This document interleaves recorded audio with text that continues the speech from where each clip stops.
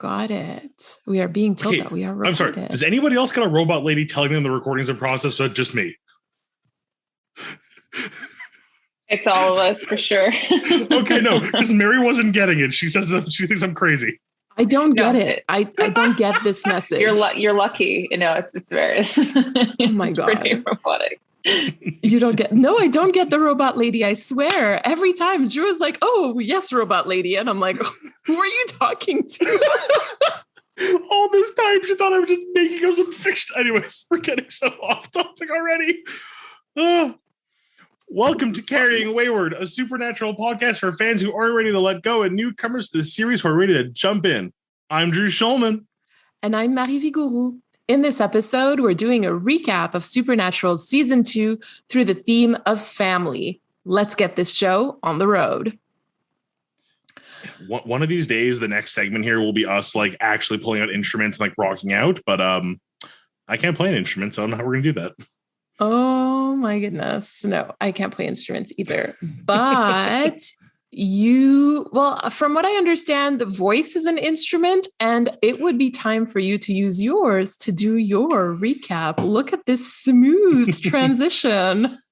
So I think you challenged me to 3 minutes, which I think is 3 fair. Minutes. Yeah, it's a season recap, so we figured that like 3 minutes sounds like a good idea. I'm ready. I may have done a little bit of pre-planning to make sure I was ready for it, but if you want to count me down? Of course. 3, 2, 1, go. So we open the season up with Dean being dead, apparently, and John making a deal, thus losing them the Colt and losing them a John. And they're back at their regular hunting game. Dean now with a terrible secret, and Sam kind of more gung-ho to go after things. And what do we face this season? Ahem. First, the Reaper in a hospital gown, then a spook dressed as a clown, saves some vamps who chose not to kill, now a zombie raised against her will. Then it's Obi-Wan and his evil twin, followed by H.H. Holmes, who got boxed in. Is it a Spectre? Nope, just a corrupt cop. Then a deal at the crossroads. They must stop. A disease from demons, for some reason, and Gordon is back, declaring it's Sam's season. Little ghost who needs his sister to fill the void, and a bank robbing shapeshifter, not a mandroid. A spirit who thinks he's doing God's work. Meg is back for Sam, making him go berserk. A trickster god fooled them all and got away. Next, a double ghost. Kind of a happy ending, yay? Werewolves, be not so hairy, but made us all really cry. Followed by an upset writer who summoned Ghost. He wasn't a very nice guy. A prison nurse who thought she was right. And a dream-crafting djinn who said goodnight. Finally, Yellow Eyes and his soldier Jake, both shot dead before daybreak. And at the end of the season, we have Joe becoming a hunter full-time officially, even though Ellen's not really a big fan of it. More demon activity, including a new possible child of Yellow Eyes. Dean reveals John told him that he may have to kill Sam. Sam gets moody and runs off. Dean promises that he'll kill him, I guess. Doesn't really matter because, well, Sam gets killed in their own version of the Hunger Games, Demon Soldier Edition. Dean brings him back by making a crossroads deal, and they finally kill Yellow Eyes, avenging their mom. Time. 1 minute and 10 seconds left, and this was delightful. Delightful. Oh my God. Wow. I'm very proud of my writing for that one. You get a slow clap. I'm sorry. I'll accept it. I now fear I put myself in a loop where I have to one-up myself every season now with this. You have set the bar very high, sir. Very high. Let's just say I'm really worried for what season 15 is going to make me do. There will be costumes. I'm thinking like dream ballet. Yes, I love this. A full opera. Yes, absolutely. A full opera. I agree. Okay. Shall we? Did I miss anything in the recap? Honestly, I think I was too busy being enchanted by the rhymes. I wouldn't know. I wouldn't know if you missed anything, frankly. You did so well. I will say I did cheat a little bit. The rhymes were pre-written. I'm not that good on the spot. You know what? That's fine. I loved it. Oh, I'm glad. I'm glad. Okay, so for the long game, instead of the long game this week, because, this is a recap, we thought that we could reflect a little bit on what we've gone through over like this season. You might even say and our we're own going to personal long game. Yeah, a little personal long game. So let's actually start with Drew. So like if you look back on like our journey through season 2, like what comes up for you? So for me, season 2 really kind of solidified, I guess over the hump is kind of the best way to put it. Like season 1 was very much, we're new at this, we're learning, we're figuring things out, we're finding our groove. Mm-hmm. Season 2, I feel like I'm tooting our own horn, but like it really felt like a well-oiled machine. We were a lot more scheduled. We knew what we were getting into. And I mean that both from like a production level, like we as a team knew our strengths, knew our goals, knew what we were doing, but also the show was kind of more in its own swing. So it was easier to kind of ride along. There wasn't like introducing this or introducing that or getting the swing of things or learning how things work. Like we have a world we know, and we have a product we know how to put together. Mm-hmm. No, honestly, like I totally feel that. And like, that's really how I feel too. Like going through season 2, although like the way that I would describe it was more like, it would be more of a marathon. Like, I don't know, like when you run a marathon, like there's this moment of adaptation where you're like getting into your groove. And I feel like that's what season 2 was. Season 1, we were kind of like chicken without a head in the sense that like, I don't think that we really understood what we were undertaking.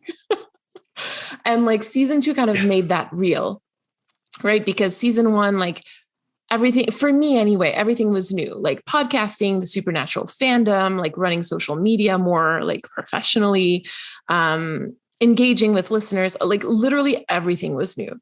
So it felt like we kind of knew what we were doing, but we really had no clue what we were doing, or at least that's how I felt. No, I agree. And I think that's right. what the biggest change season 2 was that kind of began to shift. Yes, exactly. Like you said, we were more established, like better oiled machine. Like we have deadlines now, like weekly deadlines for things. So like, that's pretty exciting. Like I'm getting much more comfortable with the idea of podcasting and social media, and our TikTok is doing really well. Like, so. Oh, damn girl, your TikTok game is off the charts. Thank you.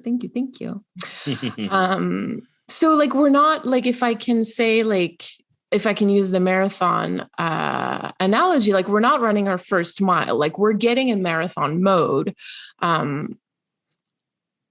Yeah.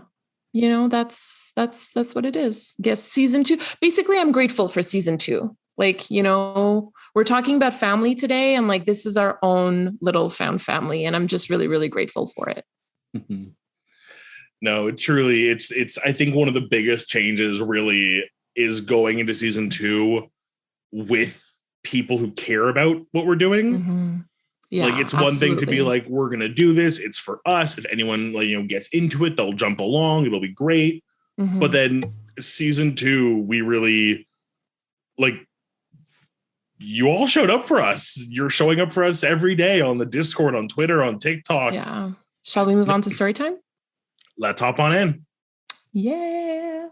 Okay. So, as we did last season, we'll be looking through the season as a whole for this story time. And again, through the theme of family, and specifically like how the meaning of family for Sam and Dean kind of evolves through the season.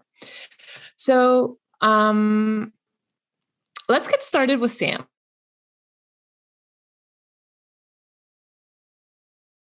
Yeah. Because I would like to break all of your hearts, basically. That is my goal tonight.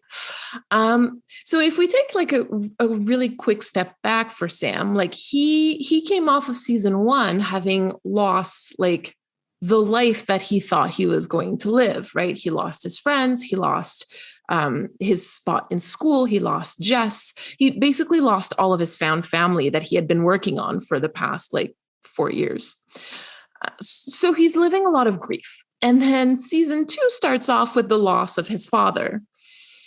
So another kind of grief compounded onto that, right? And throughout the season, like he's having a lot of trouble finding his place in the world, right? Like Dean, who's his only blood family left, he's shutting him out entirely, especially at the beginning of the season, because of his own very valid reasons, right? Like I'm not criticizing Dean for it, but I'm just saying that this does have an impact on Sam. And then he's also having some trouble connecting with like Ash, Ellen, and Joe because he doesn't want to expose his psychic abilities. So like it kind of, he's in a really tough spot in terms of like building relationships. He connects with Madison and then he has to kill her. And through all of this, like he's kind of longing to find like the other special children, right? And like as he finds them, he's also finding out that they're turning into killers. And then at the end, they all die. Like Sam, he just now on top of it all, he has to get ready to lose Dean in a year. So for Sam, like I feel like family is just one big ball of grief this season. Like there's just he doesn't catch a break at all. So for found family or blood family, it's all grief for him. Yeah, Sam really is just in a really rough spot this season. Like every time you think there's like a little bit of hope, like every character that has even like a moment of like, oh, we could be friends, dead, missing, becomes a murderer, is a werewolf. It just there is no happy ending for Sam in any of his relationships this season. No. And even like his ultimate goal this season, really to go real macro on this, they finally avenge their mother. They avenge Jess. They avenge John, technically, even, I guess. They kill Yellow Eyes. And even in doing so, the only thing he has to show for it now is his brother's got a ticking time before he's gone. And the few people in his life who still see him as family, who he still has trouble connecting to. And given the fact that where the season ends him, I feel like the connecting to people is going to be even harder in season 3. Oh, for sure. And he's also turned into what he didn't want to turn, right? He did not want to be a killer. Like that was the whole point of season 2, that this whole like preemptive redemption and like not wanting, everybody can turn into a killer. Like, and this happens to him. And this is what he didn't want to see happening. And it's just, I don't know. Like it's weird because I don't think I realized like how bad it got for Sam this season, but it just did. Yeah, I feel like episode to episode when I was going through my notes, like it never really felt like, ooh, like this is a tough one, minus a few very obvious ones, Heart. But when you really like zoom out and look at everything, I feel like Dean was better off this season in the relationship game than Sam was, which is weird because Sam's the one who's able to connect to people usually. I know. Like it's such a huge shift from season 1. Like you even go back to think like towards the end of the season, especially the 2-part finale, when he gets to meet other special people like him, there's some sort of bond a little bit. Like even him and Jake kind of have a moment, which of course is all of like 30 seconds. Yeah. But you look back at the times like when he first met Andy and like he was ready to kill Andy and Dean was the one who had to say like, stop, make a friend, shut up. Yeah, it's he wasn't in the right headspace to build relationships, and whenever he tried, it just ended in heartbreak. No. Is there anything you want to bring up for Sam? I think I've said my piece, but I just feel like even the start of the season, something that I believe was a point you brought up in the initial episode of Everybody Loves a Clown, which is the moment where he kind of like alludes to not going back to school. I know. And I feel like that was the moment, that was the like official shift in Sam's character from season 1 to season 2, from like sweet, innocent little Sam who is so kind and loving and, just wants to save the day and go back to a peaceful life, to Hunter Sam who has trouble making relationships and is kind of a loner and is just there to get his vengeance and, hunt. I would also say that like, especially now that he's wanted by the FBI, he can't go back to law school, right? Probably like not. that just doesn't happen when you're like a wanted criminal, like, or a suspected criminal or whatever, like, so there's grief there too for him. Mhm. Oh, Sam. And it's the fact that he doesn't even react to it. Like, at no point do you ever have a moment of him going like, oh, there goes my future. He's like, or you written it off, which is even sadder. That's very true, actually. Let's track that because we don't see him openly grieve for that. And I don't think he's going to. I mean, maybe let's again, I can't speak ahead of the series. Unlike most of you, I'm a bit in the dark going forward, but Yeah. I really feel like this character development of Sam, he's kind of written off the going back to normalness. Which is sad. Okay, so I know. For Bean. What about family for Dean? And of course, for Dean, we're going to try to keep in mind that he's a queer character here. Like, what does family mean to Dean, and how does that evolve in season 2 for you? I feel like it almost goes the other way. I feel like season 1, Dean was very antisocial and not connecting. Mm-hmm. And this season's Dean was a lot more, surprisingly compared to Sam, at least, understanding. And again, if we were going like 100%, he knows he's bi, we know he's bi. He is still constantly living in this like bubble of, I guess, John's shadow. He can't really get out from underneath it. Mm-hmm. So he's always still playing the coy card and kind of hiding. So when people like Joe like actively try to play a role in his life, he has to almost adopt them as family for the sake of keeping them safe from the things out there that he is afraid of in himself. Yeah. And I also feel like, unfortunately, like the best connection that he makes this season is, I mean, it's seeing his comparison to Gordon. I mean, it's this person who, goes so far as to show him like what it's like to be a hunter who is well loved, and like just to see that twist and turn this season, seeing Gordon go from being that's what I want to be to being like, that's the worst thing ever. And that's what I could have been, and people look at me disapprovingly because I don't fit their standard. There it is. I have so many thoughts about that, Drew, because please go. No, I'm just thinking about like Gordon and how, and that's kind of what I'm getting at with what I got from Dean this season, because I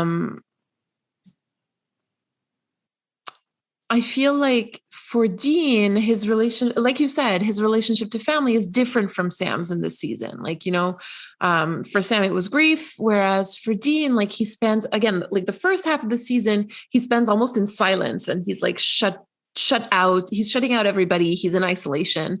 And the other half of it is in denial that Sam could ever become quote unquote evil, right? So it's silence and then denial. And honestly, if that is not quintessentially queer, then I really don't know what is. And that's kind of both funny and sad. Anyway, how does that relate to family, I guess? Well, so the person who forces him into silence is John, like his own dad, through like his deathbed confession. Like he basically coerces him into keeping this like huge secret from Sam, a secret that he never even asked for, right? Like he wasn't like, oh, can you please tell me? He was like assaulted with the secret, right? Obviously, like this is also making me think about how Dean must have kept like his queer identity secret because of John also for so many years. And we see what happens to him during that time, during that first half of the season. Like he gets angry, he gets reckless, and he drinks. And those are all things that we really need to keep in mind for future seasons. But like you said, Dean does try to form some relationships this season. He sees Gordon as a John surrogate, like you said, and that doesn't work out very well. No, I mean, Gordon and John seem to have more in common every time we see them, unfortunately. Yes. Yes. Let's put a pin in that. He does build a relationship with Joe, but there's some challenges there too, right? Because she has feelings for him that he cannot reciprocate. By the way, short, tiny detour, but this is what unrequited love looks like. Subtweet. Moving on. And then there's Ellen, who just cannot separate Dean from John. So like basically in season 2, like Dean is trying to build those relationships and trying to build found family for himself. And it's challenging at the very least. No, it's honestly, it's, and let's go back to Joe for a second. I feel like I harped on Gordon a little bit, but Joe is just one of those relationships where I fully believe Dean gets where Joe is coming from and doesn't have the heart to break her heart by saying what he has to say. He is very much unsure how to do this because I don't think he's ever been in a scenario where he has been allowed to turn someone down. Because I feel like in the before times, this would have been like I guess I gotta get her drunk and take her home because that's what dad would want, because that's what men do. And this is his first time that he's able to like see this relationship flourish and go like, I don't want to ruin this by sleeping with her. Like, we're friends. This is good. And whether it's through like that trope of like not figuring it out because men are dumb, or the more realistic one is he totally knows and just doesn't know how to breach the subject with her. But it does start a relationship that I do hope we get to see more of.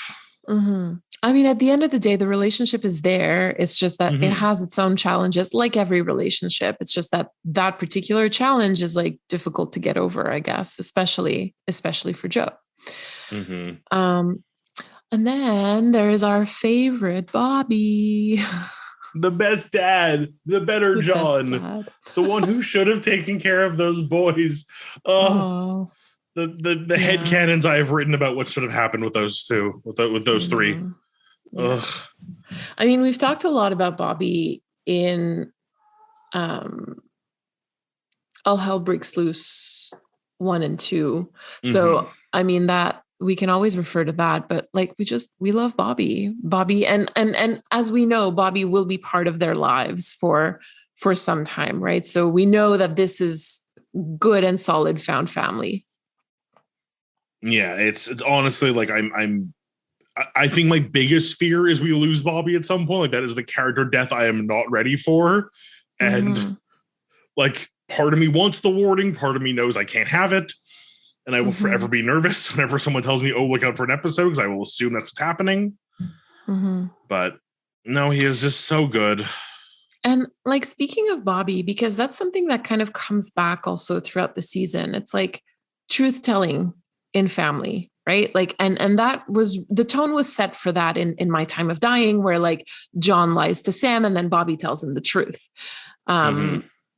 And then, John forcing Dean into silence. Like, there's this idea. And what I find interesting is that you and I have both talked about truth telling as like very important, but also something that's difficult and something that sometimes, like, in order to spare somebody's feelings that you love, like, you are going to lie to them.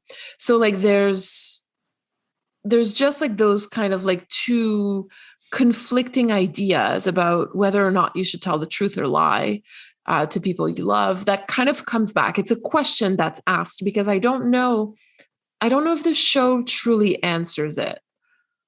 No, I don't know if you have any thoughts about that. I was going to say, yeah, throughout this entire season, it really seems to be this point, both with lies and even people's actions, of this doing the right thing by doing something wrong.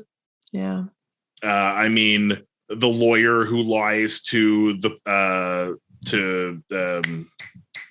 FBI about Henriksen, thank you, and why his name was eluding me there. To even some of the spirits, and they think they're doing God's work or the right thing, but they're still murdering. It kind of brings up this whole point of, are actions that are clearly bad always for bad reasons, and vice versa? Can good actions be used for evil, i.e. all of Gordon's character? Yeah, those are questions that, frankly, like, the show is the show is asking this. Like, I'm not sure that it gives us the answers, or that it gives us its answers, because I'm not sure that there's truth there. But anyway. I think that wraps up story time for me pretty well. Any last thoughts before we mosey on over to our next section? No, we can mosey. Let's head over to critical time. Okay. All right. So, would you like to get us started? Sure. Thank you. So again, if we're looking at season 2 as a whole, for me, like one thing that's starting to emerge, and it's a question that I have, it's a genuine question that I have, and I don't have an answer. So if anybody has like thoughts or comments about that, please let me know, because I don't know how I feel about it. So one thing that's kind of starting to emerge is like the ebb and flow of like how John is discussed and portrayed. So we've talked about this in some of our episodes, but we talked about it mostly in story time. So basically, like we found in-universe ways of explaining it, but we've never really talked about it critically.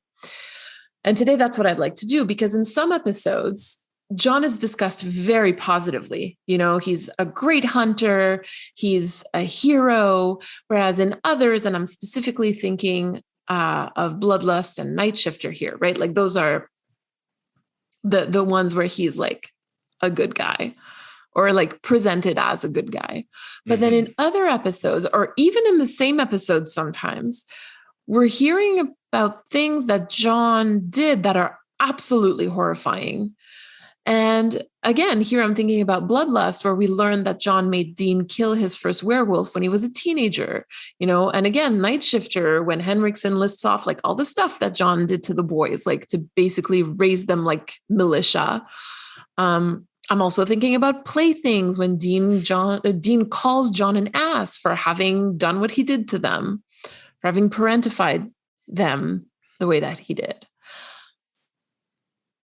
And the reason that I bring this up is because I wonder what was the intention in the writer's room. So of course, like we can't figure that out, but I wonder, because I feel like we often like look at John through our 2021 goggles, like today's values. And we know that like he's done a lot of harm because of what we know today. And we can recognize that in part because of a lot of the therapy work that our generation seems to have done a lot more of than our parents anyway. Yep. And so, right. And so like, I'm wondering like 14 or 15 years ago in 2006, 2007, like,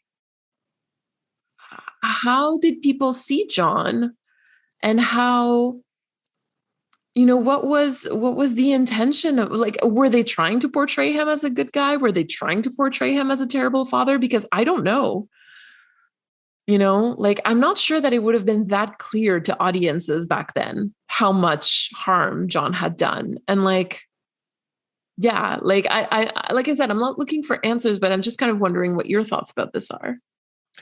I feel like this is one of those things that we've kind of gone back and forth on a few times, of just sort of like media has evolved, like the way certain jokes were okay because no one was really speaking out against them. Mm-hmm. This falls in that same category in my mind of writing a father who was strict to the point of nearly being abusive when you really get down to the nitty-gritty.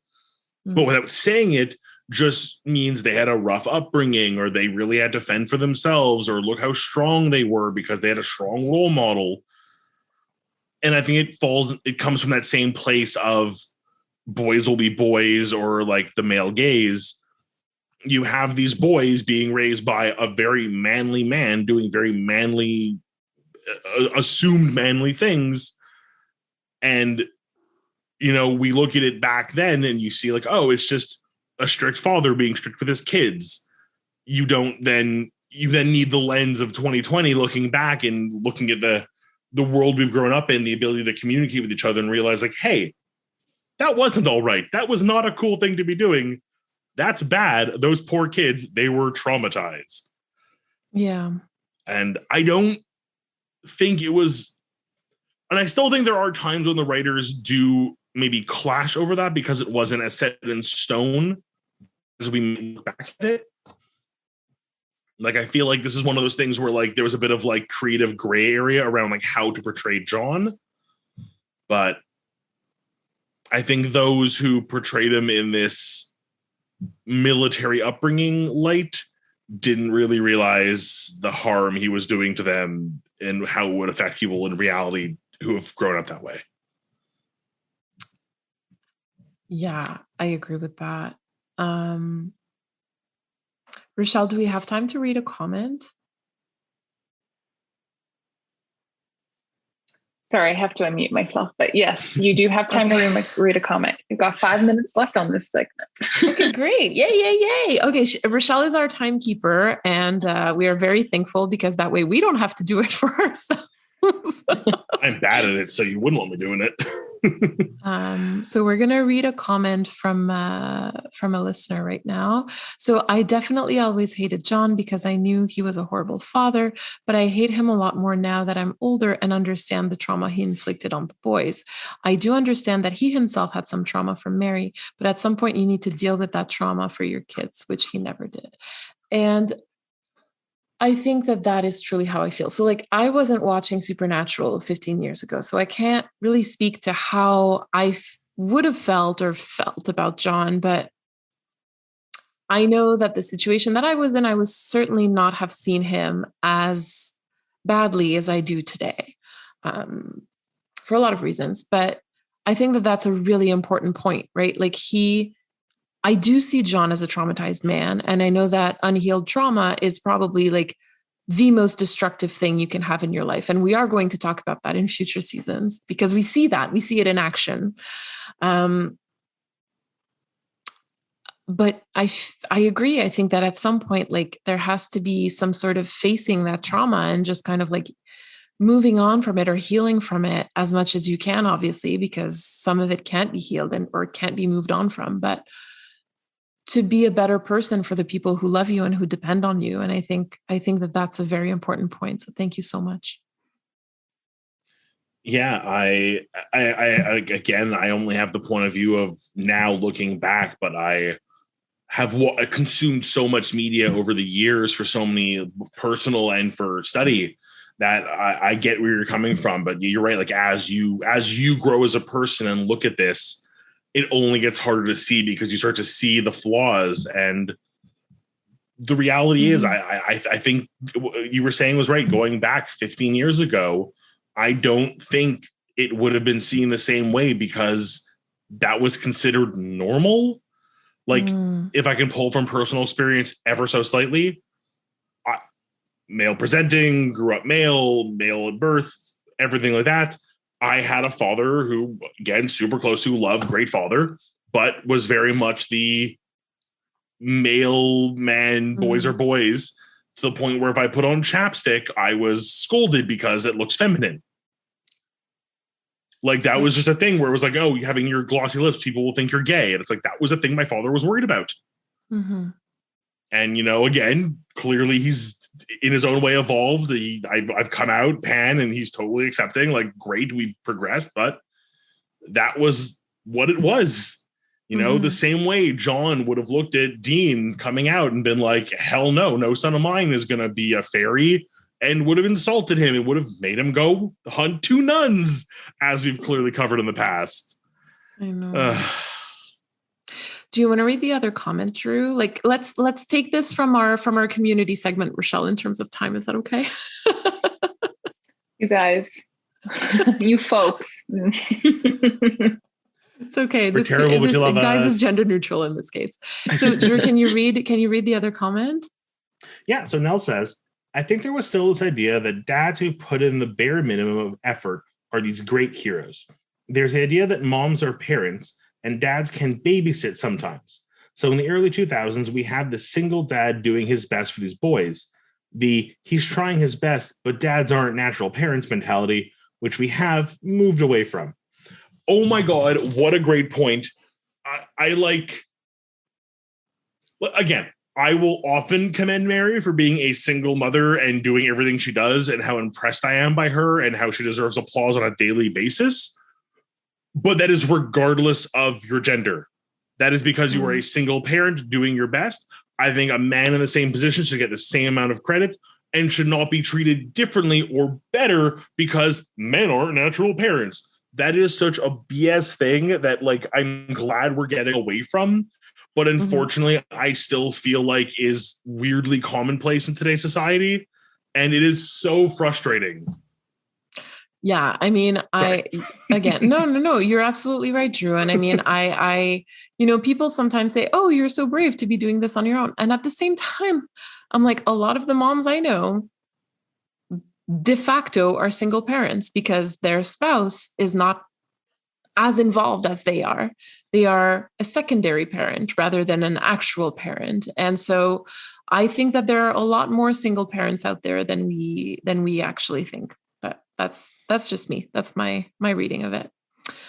But I also agree with the comment. Like it's kind of easy to say like, oh, he's really trying his best. Like, but did he? But did he really? Is my question. No. Yeah. This is a safe space for John hate. This is always a space for John hate. I was tagged today in a John hate comment, and I was like, "Yes, I am here for it." People know our brand. Yes. Dean's bi. Sam thinks he's a know-it-all, and John was a terrible dad, and Bobby was a better dad. Yeah, there you go. Words to live by. Let's go to the crossroads. Yes, let's hop on down. Amazing. Okay. May I get started this time? Of course. Go ahead. Okay, I had to go back and check what I did last season. I actually kind of forgot. I had to go back and look. Do note we will be doing a poll again this time. I believe there's some more options, but same general rule. If one of us does win, the loser has to buy the winner a coffee or a tea latte, whatever we end up with. Yeah. So I think season 2 kind of delivered on what it was I wanted from season 1, which was less of this setup, like build the world, but don't like shoehorn us. Like don't give us an entire episode explaining the rules of something. Have your adventure and sprinkle in the lore and the explanation along the way. And I think season 2, my voice is cracking here. Oh, I think season 2 did a much better job. I think my crossroads deal from season 1 of ramp things up a bit. Great. My problem, I think season 2 may have ramped things up too much to the point where they kind of left themselves at a weird dead end. Like, okay. I feel like season 2 was written to basically end the series, like to end the arc. Like there's no stakes right now. Okay. Like I kind of get that. Yes, I've put 2 and 2 together. Season 3 is going to be the let's save Dean from the Crossroads demon before his 1 year is up. But I think like breaking a deal with a demon, which we've already done, versus avenging our entire family and everyone we love who's been murdered and solving the mystery of these special children.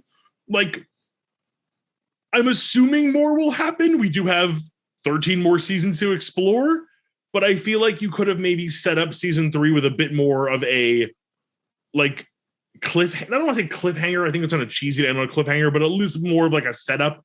I honestly, like if I put the writer hat on for a second for this one, I would give up the happily ever after ending we got at the end of season 2. And I would have had the brothers fight about Dean's choice, split up, and start season 3 separate and have to find their way back together. Okay. I want chaos. I know. I'm like, you chose violence. For once, it's not me. Violence. Okay. And yours? I don't know how to respond to that. So just as a quick response, I saw, I can't remember. Oh, yes. I was reading an interview with Eric Kripke not too long ago. And I will try to find the source of it and we'll try to link it when we post all of this. But he was basically saying that like, they didn't know if they were going to get renewed. So with season 2, like after season 2. So what you're saying about it kind of like tying up nicely, I think that's correct. I think that they were trying to find a way to kind of tie things up nicely at the end of season 2. And, I think that choices were made afterwards once they were renewed in order to be able to keep on going. Right. So like keeping Sam alive and that kind of stuff, like, or bringing him back, like that sort of thing. Chester motto, don't stay dead. Yes.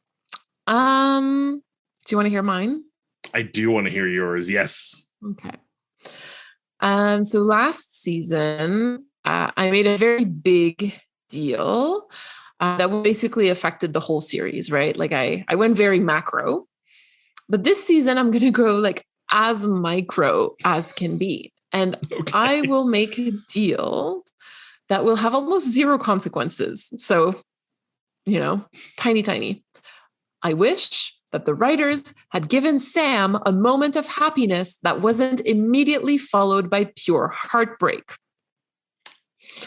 Just one moment, one small thing, right? Like Dean gets Hollywood Babylon. What does Sam get? Heart. Oh, that's so unfair. Oh, that's so unfair. No, you can't compare those two. And the thing is, like, I feel like this, and I will say this, okay? I will say this, because this has to come at a price. And the price is that we have to find out what makes Sam happy. And at this point in the series, I'm not sure that even Sam knows what makes Sam happy. Oh, I hate it. Sam gets drunk. Sam does get drunk, but that's not happiness. I know that. Even drunk Sam, as funny as drunk Sam was, is like depressed drunk Sam. Drunk Sam is sassy Sam, and he was depressed. You're right. Oh, come on. If we were at a party and they were both there, they were both drunk, Dean would be like the life of the party because he has to be the center of attention, because he has to make sure people understand who he is and he's in control of his own image. And Sam would be the one like 4 beers deep in the corner, waxing poetic and like quoting like some like creepy movie and like trying to be all like philosophical, and then eventually break down into tears on your shoulder. Sam. My tallest and I will not tell you which of those I am at a party.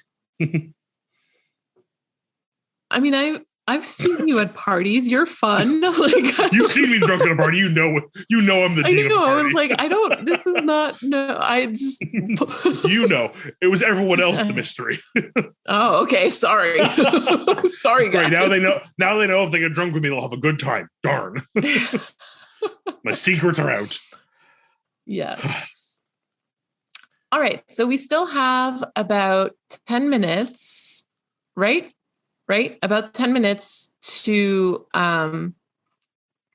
read some comments or chat with you guys. So like, do you guys have maybe, or do you guys, I keep saying guys, I'm so sorry. Do you folks have like your own Crossroads deal maybe for season 2? And I see a hand raised. So Rochelle, would you like to get us started?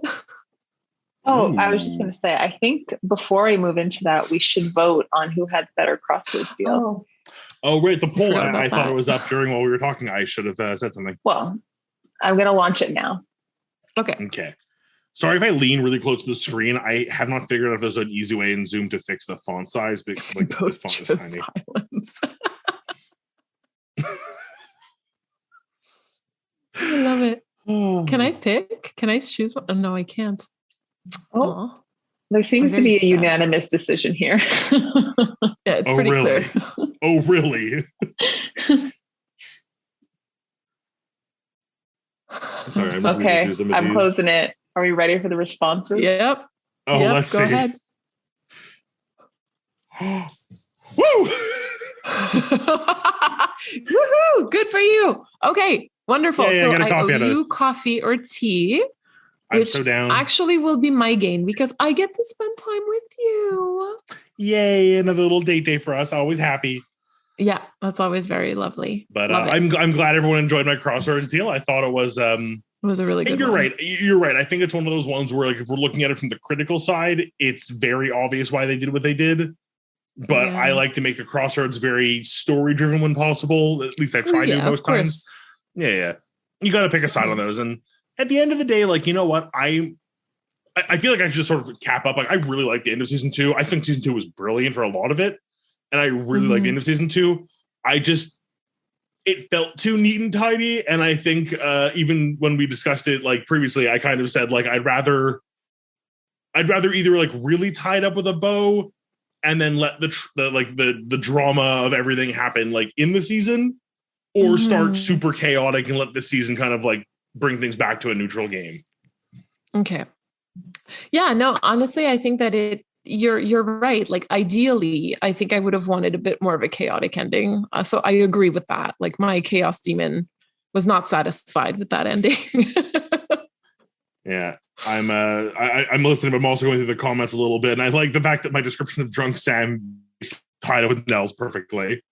And I do agree. Okay. I'm curious, Tony, because it's something I've seen like a lot in the fandom. Is early season Sam is kind of lovable, and then later on, people have more trouble with him. And I mean, there's a part of me that like I love Sam. He's adorable. He's fun. He's sweet. He's kind of the innocent one up until the end of the season, and he will always forever be my other Dean because of my Gilmore Girls background. But I'm very intrigued to see what shift in Sam we get that brings this abrupt change to the fandom.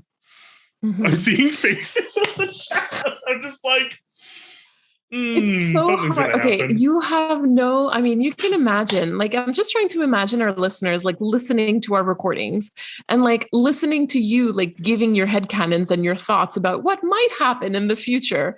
And, like, you know, either crying or screaming at you. And like, imagine having to live react to that to him while on FaceTime. Like, and I'm just like, yeah, okay. No, I always say Mary has really like, if you're not already watching our little post show wrap up episodes, like she has really mastered the not giving things away, but making it very clear there's a reaction to be had. I don't think you've ever made me go like one way or the other on something, but you've always had me go like, I'm on a nerve of some sort. Where's it going to go? Oh yeah, for sure. I mean, I have the worst poker face, right? So like, you know, when there's something, but I try to just like smile. Yep. Yeah. Yeah. Yeah. So let's start that again. If there's anything that you'd like to share, and if you'd like to share, you know, with your own voice, that would be really lovely. If you don't want to, that's fine. You can either like throw it in the chat or use the raise hand function. We can do that. Or if not, we also have some questions that we might throw out to the group and see what answers we get. So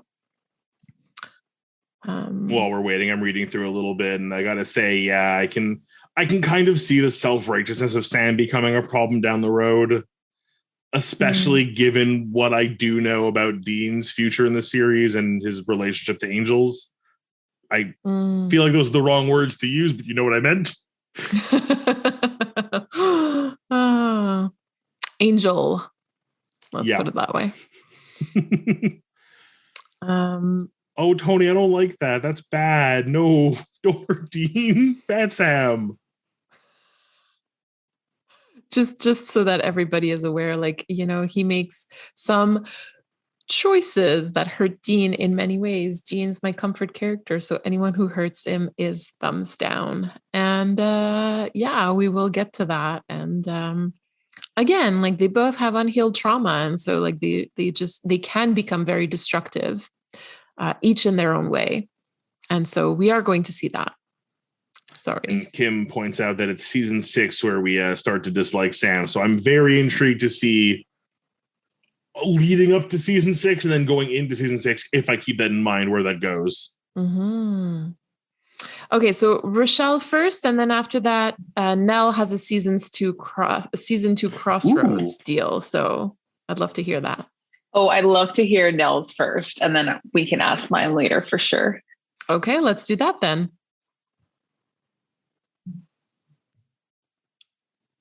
Rochelle, can you unmute Nell? Oh, wait, there we go. Oh, great. Right. So my season 2 Crossroads deal is Gordon. Yes. Please tell us. I've talked about this on Twitter. I've talked about this on Discord, and I have a lot of feelings about it. But yeah. I dislike that they make Gordon an antagonist so early on. Mm-hmm. That is good. Would like Gordon to be played out more over the course of a season or two as sort of a reflection of Dean, a little bit, of this character who is on a quest for revenge, and originally seems like a really good ally for them. He's someone they can call on and something they can rely on, but over time his need for revenge and drive for revenge pulls him down a darker path. And this is something I want that to be a more emotional shift, because I want him to be someone that the brothers rely on, and then someone who eventually his need for revenge drags him down a really dark path, and they eventually need to make a choice between Gordon and some vampires, maybe vampires who maybe aren't doing anything wrong. They need to make this choice because I think it would make Dean, I think it would, there's this thing with Dean and revenge in the first couple of seasons where he's on this quest for revenge that's not even really his quest for revenge.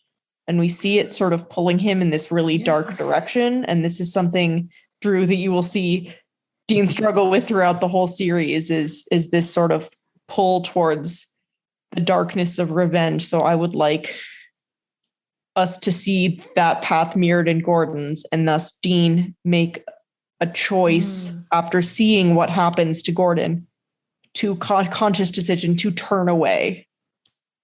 And this would like change the whole show, I know, but totally, I'm down with that. Turn away from revenge because he's seen what happens to people who get consumed by it. So that is so good. What I want. And if I had to give something up, I think I would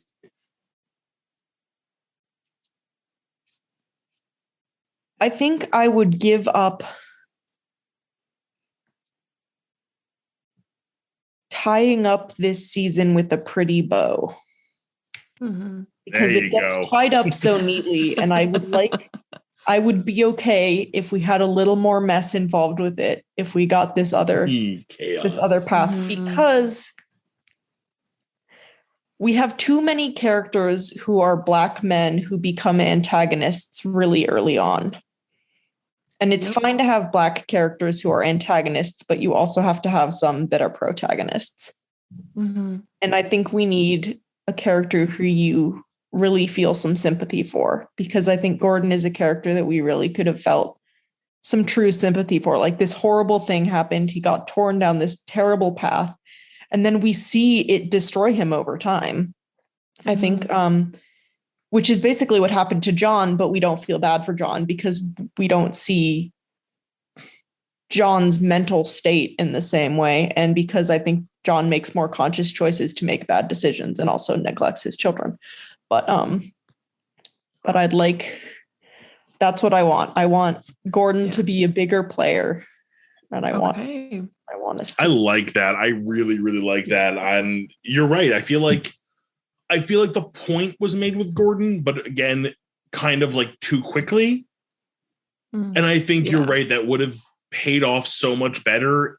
Even if on the smallest scale, we got like 3 interactions with him this season. One where he's clearly a hunter and he's good. One where there's like a questionable moral, but he's still ultimately the right. And then finally like, you've gone off the deep end. This is not cool. You are like abusing your power type thing. I think would have made for a much better arc. And I think even extending it over a season or two, beautiful. Yeah, so I echo that. I was Rochelle in the chat. Like, can we redo the poll? Because like I want to change my vote. No, that's absolutely brilliant. I think that it also works, with trying to play for the sympathy that people may or may not feel for John. Because like, feeling sympathy for John is the challenging thing. Whereas feeling, I think that if the story was told differently, if it was told from the point of view of John instead of the point of view of his children, it might be easier to have sympathy for him. And that's kind of partly why I'm a little apprehensive about the Winchesters. And I don't want to start that conversation here, but I think that it would be easier to have empathy for John if we were to look at his story specifically from his point of view, not saying that, we would, but it would be easier than if, we're kinning his children that he has abused his entire life. So just putting that out there. So I think that like seeing Gordon and rooting for him would be very confusing then for the viewer to kind of like put that next to like how they feel about John. So I think that would be really great to confuse the viewer in their sympathies. Yeah. Wow. Does anybody have anything else that they'd like to add? Because I think we are starting to close in terms of time. Yeah, I'm getting to look from Rochelle that time is running up. I've been seeing a lot of responses though to the favorite episode in the chat, and I've been going through, and I'm seeing a lot of people lean on Night Shifter, which I was having trouble picking one or the other, and Night Shifter was one of my top two. I love shapeshifters. I've said it. I love shapeshifters. They're so good. That's very true. I don't even know what my favorite episode would be, frankly. Do I have one for season 2? I can't even remember all of them right now. I'm using my poem to like remind me what the villains were to go back to the episodes. No. Okay, no. For me, I don't know. Because there's like those real I know this is hard. As much as I like Night Shifter, and it's one of my favorites, I think if I had to ultimately pick one for this season, Hollywood Babylon. Hollywood Babylon is fantastic. I also loved Tall Tales so much, and Houses of the Holy too. I have rediscovered Houses of the Holy this time around. So yeah, there you go. And again, a phenomenal episode, and I think just a great, like, just spot on episode overall. So yeah, season 2 really didn't have any real like suckers. Oh, we just gotta, yes, Nicole, absolutely agree. Like Hollywood, Houses of the Holy post finale is absolutely heartbreaking. Yeah. I'm just gonna leave it at that, or I'm gonna start crying again. Yeah. So if we're all done, we can do our outro. Yeah, I'm getting the hint. I'm getting the hint from Rochelle's comments that she wants us to do so. Great. So let me read we're going to change our outro in season 3, but let's just finish it off the way that we started off season 2. One last time. You've been listening to Carrying Wayward, a supernatural podcast produced by Rochelle Castellano, hosted by Drew Schulman and myself, Marie Vigourou. Thank you to our bunker patron, Katira, for her generous support. This week, we'd like to thank everyone who was able to make it to our live show for their participation. Thank you, guys. We love you. Gender neutral guys. Help us keep the conversation going. You can send us a voice recording at carryingwayward@gmail.com. You can follow us on Twitter, Instagram, and TikTok, and YouTube using @carryingwayward, and leave us a rating and a review on Apple Podcasts. Don't forget to join our Patreon for perks and extra content. Our October live event will be a live watch of Bad Day at Black Rock on October 28th. You can use the link in all of our social media bios or go directly to patreon.com/carryingwayward. We'll be taking a short 1-week break, and we'll be back on November 5th. Season 3, Episode 1, The Magnificent Seven. See you then. And carry on, our wayward friends.